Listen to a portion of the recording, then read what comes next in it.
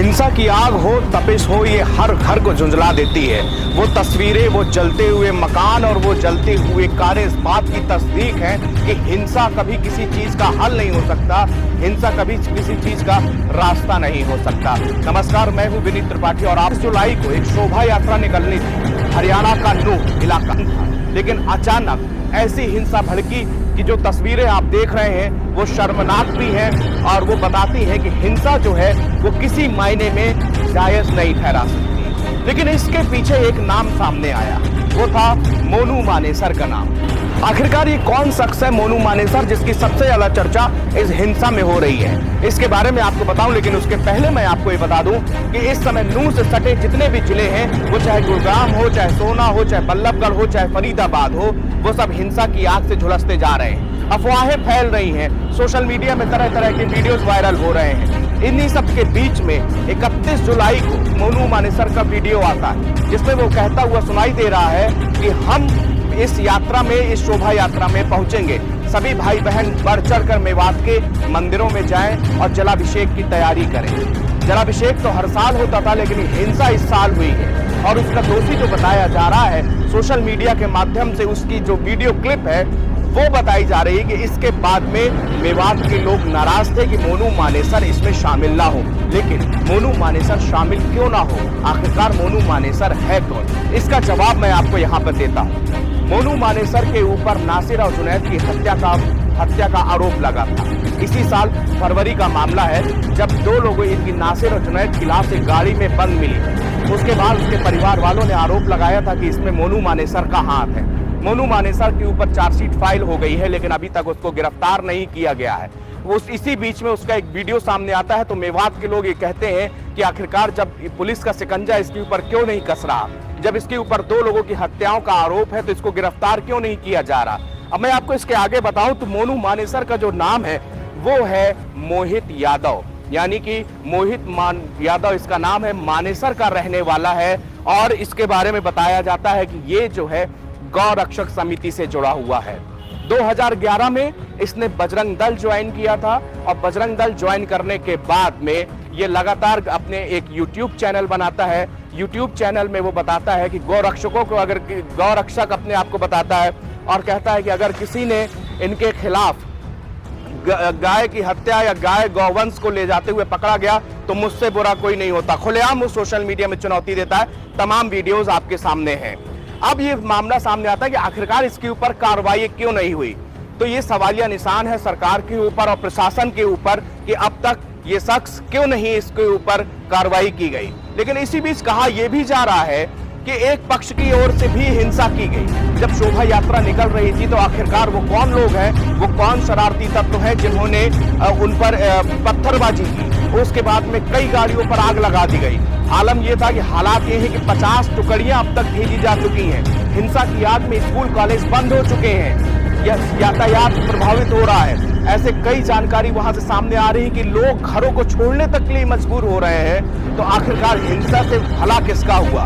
आखिरकार किसने अपनी यहाँ पे रोटियां सेकी? ये सब सवाल के घेरे में है और ये हमेशा उठते रहेंगे और तब तक उठते रहेंगे कि जब तक ऐसी तस्वीरें हिंदुस्तान के अंदर से आती रहेंगी। फिलहाल दुनिया की तमाम खबरें देखने के लिए बने रहिए हमारे साथ। शोभा यात्रा के दौरान कई लोग घायल हैं। सोमवार को दोपहर से शाम तक बवाल हुआ। नूह में धारा 144 लागू कर दी गई है। एहतियातन इंटरनेट सेवा बुधवार तक बंद कर दी है। आपको बता दें कि ये बवाल विश्व हिंदू परिषद और मातृशक्ति दुर्गा वाहिनी की तरफ से जलाभिषेक यात्रा के दौरान हुआ था। इस यात्रा से पहले जुनैद और नासिर के हत्यारोपी मोनू मानेसर ने एक वीडियो जारी करते हुए कहा था कि यात्रा में ज्यादा से ज्यादा लोग शामिल हों। नूह हिंसा में अब तक जानकारी के मुताबिक 3 लोगों की मौत हुई है, वहीं 10 से अधिक पुलिसकर्मी जख्मी हो गए हैं।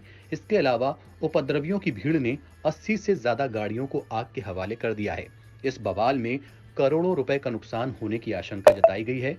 हरियाणा के गृह मंत्री अनिल विज ने नूह हिंसा को लेकर कहा है कि स्थिति पूरी तरह से नियंत्रण में है। नूह में इंटरनेट सेवाएं बंद कर दी गई हैं और नूह में कर्फ्यू लगा दिया गया है। सफिशिएंट मात्रा में पुलिस फोर्स वहां मूव कर दी गई है। कल जैसे ही हिंसा की खबर आई थी, पहले विपक्षी दल कांग्रेस और इंडियन नेशनल लोकदल ने सोमवार को नू हिंसा को लेकर हरियाणा की भाजपा जजपा सरकार पर निशाना साधा और आरोप लगाया कि सत्तारूढ़ गठबंधन कानून व्यवस्था के मोर्चे पर विफल रहा है। पूर्व मुख्यमंत्री भूपेंद्र सिंह हुड्डा ने भी लोगों से शांति और भाईचारा बनाए रखने का अनुरोध किया है। मेरा लोगों से यही अपील है कि शांति कायम रखें और कानून व्यवस्था कायम करने के लिए मदद करें और आपस में भाईचारा बनाएं। गृह मंत्री कह रहे हैं कि हमने पर्याप्त जो है बल तैनात किया है। वही मैं कह रहा हूँ, अब पर्याप्त ने भेजा होगा, लेकिन पहले जितनी होनी चाहिए थी उतनी नहीं है जो मैंने सुना है। नू के विधायक आफ्ताब अहमद और पूर्व विधायक जाकिर हुसैन ने भी इसी तरह की अपील की है। स्थिति को सामान्य बनाए, सब सहयोग करें। क्योंकि आप पूरे इलाकों में भी जा रहे हैं, तो क्या देख पा रहे हैं आप? क्या हम देख पा रहे हैं स्थिति जो है बहुत दुर्भाग्यपूर्ण है। बहुत मतलब जो है इस तरह का जो है प्रशासनिक और पुलिस फेलियर जो है हमने जो है नहीं देखा। एक आरोप ये भी लग रहा है कि नारेबाजी यहाँ पे हुई थी, इस वजह से मामला खराब हुआ है। ये चैलेंजबाजी हो रही है, प्रशासनिक जो है फेलियर है। ऐसे में क्या अपील करेंगे आप? हम यही अपील करेंगे किसी षड्यंत्र का शिकार ना हो, सभी मिलके यहाँ अमन शांति कायम करें और अफवाहों पे और किसी तरीके से जो है उसका शिकार ना बने। विश्वास नहीं है? पुलिस से विश्वास होता तो काबू इतने हालात इतने खराब ना होते। सरकार विफल सरकार। नू और गुरुग्राम जिलों में निषेधाज्ञा लागू कर लोगों के इकट्ठा होने पर प्रतिबंध लगा दिया गया है। इसके अलावा गुरुग्राम, नू और फरीदाबाद में बुधवार तक मोबाइल इंटरनेट सेवाएं निलंबित कर दी गई हैं। एहतियात के तौर पर गुरुग्राम, फरीदाबाद और पलवल जिलों में शैक्षणिक संस्थानों को मंगलवार को बंद करने का आदेश दिया गया है। गुरुग्राम के सेक्टर 57 एरिया में सोमवार रात बवाल हो गया था। यहाँ कुछ असामाजिक तत्वों ने एक धार्मिक स्थल में आग लगाई। इस दौरान एक शख्स की गोली मारकर हत्या भी कर दी गई। वहीं 3 अन्य लोग जख्मी हुए हैं। पुलिस फोर्स ने मौके पर पहुंचकर हालात काबू किए। नू की घटना के विरोध में लोगों ने सोमवार को पलवल में नू मोड़ पर जाम लगा दिया। वहीं पुन्हाना से होटल की तरफ आ रहे कार सवार लोगों पर अचानक गांव सिंगार में हमला बोल दिया और इस हादसे में दर्जनों पुलिसकर्मी घायल हो गए हैं।